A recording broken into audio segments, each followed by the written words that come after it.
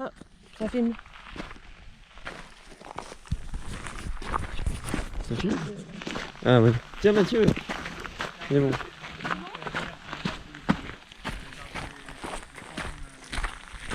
Attention, tu marches plein de cailloux.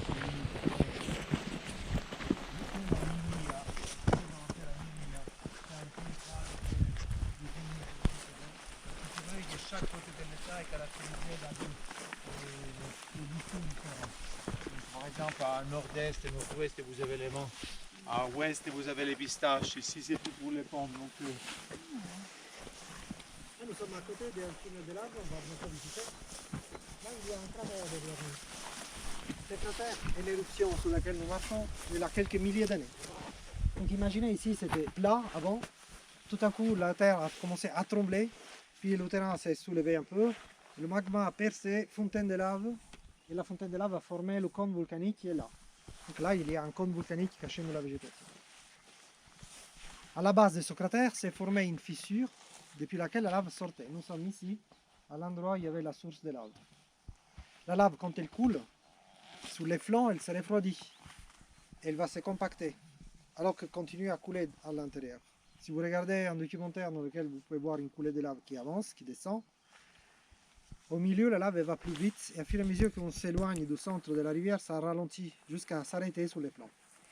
Le débit des laves est variable. Il y a des moments où il y a plus de lave, des moments où il y en a moins. Et ça va déposer du matériel. Du coup, il y a des murs qui vont se former. Les murs, par la chaleur, peuvent se plier, se joindre et former un tunnel de lave. Une fois que la lave se trouve dans un espace confiné, il n'y a pas d'échange de température, donc elle va rester autour de 1000 degrés. Elle va couler à l'intérieur de la coulée de lave qu'elle avait créée. Puis elle va faire un trou peut-être dans la fissure, dans sa coulée. Pardon. Elle va ressortir de nouveaux fluides. Et va peut-être créer d'autres tunnels de lave, et ainsi de suite. Et aujourd'hui, nous allons voir un grand tunnel de lave.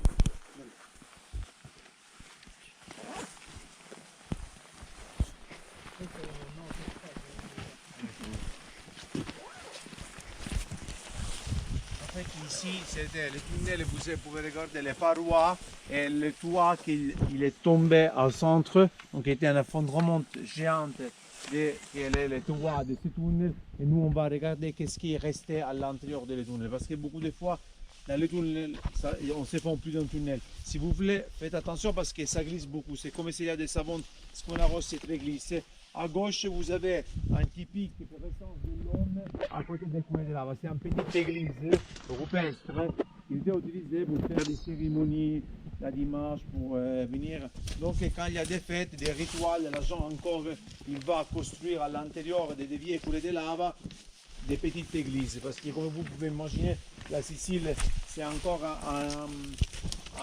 une île très catholique. Ici, c'est l'ortie. Très bon pour faire les soupes et les salades. Alla faccia, ci prendi la no? 1, 2, 3.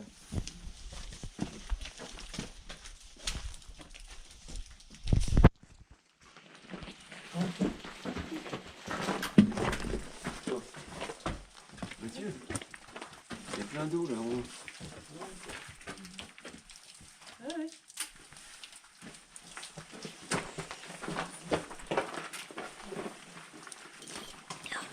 Ça va.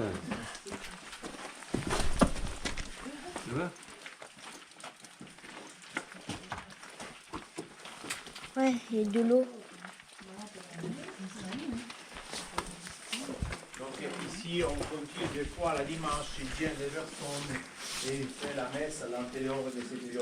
Parce que vous devez imaginer que tous les fois qu'il y a des coulées de lave, où on s'arrête la coulée de lave, on va construire des sanctuaires pour remercier le sang du village qui est dans la croissance locale. Il doit penser qu'il était le centre d'arrêter la coulée de lave. Vous imaginez que plus d'une fois, à Catania, il y a beaucoup de légendes où la sainte de la ville, Sant'Agata, avec le voile, l'argent, il a arrêté de couler de lave. La dernière fois, en 1669, quand la coulée, il est arrivé et a touché et détruit partie de la ville. Okay? Parce que la ville était en petite partie détruit dans la roulée de lave, parce que la roulée il est arrivé que d'un seul côté. Mais aussi une autre fois, en 1350, l'agent il était allé apprendre les voiles à l'intérieur de l'église où il était des martyrs et de la sainte, et a mis les voiles là-bas. Et la roulée est arrêtée. Donc ce sont des gens que je vous explique seulement pour souligner qu'encore il reste très forte cette culture religieuse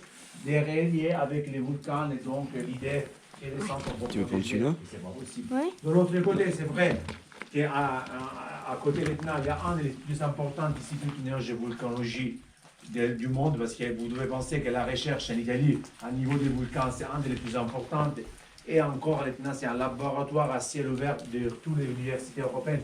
Ici, il est venu Tansieff, il est venu Marie et Laurie qui sont venus ici. Il y a Maurice, il a passé beaucoup. Ouais. Il y a des images dans les documentaires, dans les livres et tous les tours alsaciennes, il a fait ici qui sont magnifiques. La Sicile, pour Maurice, c'était un lieu magique. Déjà, elle est venue ici pour la première fois à Stromboli, son père l'a porté là-bas, donc il est né à mort pour l'Etna. Donc nous, on est reliés beaucoup avec ces deux grands volcanologues, parce que pour moi, personnellement, ce sont des personnages très importants, parce qu'il a développé la volcanologie à niveau public, il expliquait à un niveau plus simple, on peut dire. Hein.